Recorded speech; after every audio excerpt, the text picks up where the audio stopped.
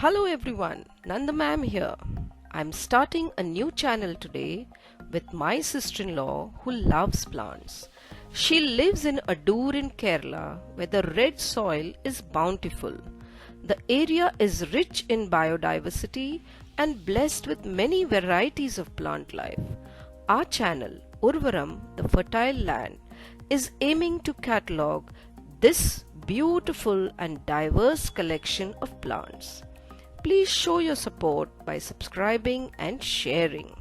Thank you. For our first presentation, Shushma has chosen plants called Episcias. The name comes from the Greek word Episcios, which means shaded. Episcias prefer to grow in shade. They are colorful and they have hairy foliage as seen clearly in this photo. Over to you, Shushma, to tell us more. In this video, I am going to show you plants with beautiful leaves and funnel-shaped vibrant flowers. This is Episcia. Episcias are herbaceous perennials grown for their fabulous foliage. These visually stunning plants are available with different colored leaves and flowers. I have only 3 varieties with me. As it shows a creeping habit, it is suitable as ground cover. It grows well in hanging baskets, can be easily managed in containers, and good for vertical gardens. They need bright indirect light for better leaf coloration.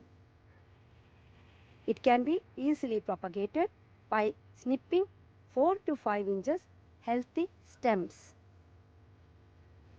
It can be grown both indoors and outdoors. The leaves will burn in full direct sun as they are shade-loving plants. Hope you enjoyed my Episcia. I will catch you later with another plant. Love you. Thank you, Shushma, for that wonderful introduction to Episcias. Look at this creative hanging basket which Shushma has created for one of her Episcias. This has been made from the sheath of the Erica palm leaf. This is a wonderful example of creative, sustainable gardening. The sheath of the Erica palm leaf is also used to make disposable cutlery. Moving on, let me tell you something special about Episcias. Do you know that they are stoloniferous plants?